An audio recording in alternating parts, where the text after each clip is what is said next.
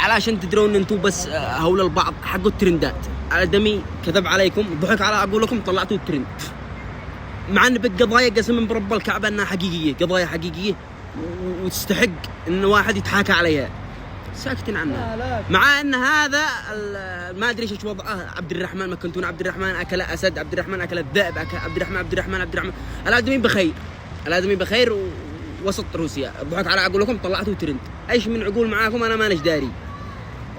تلاحقوا الترندات بس، اذا بالترند طلعوه يلا بعده.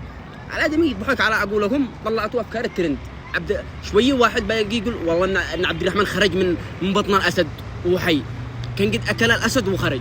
باقي هي حسبنا الله ونعم الوكيل. بالقضايا اشرف، بالقضايا حقيقه تحاكوا عليها.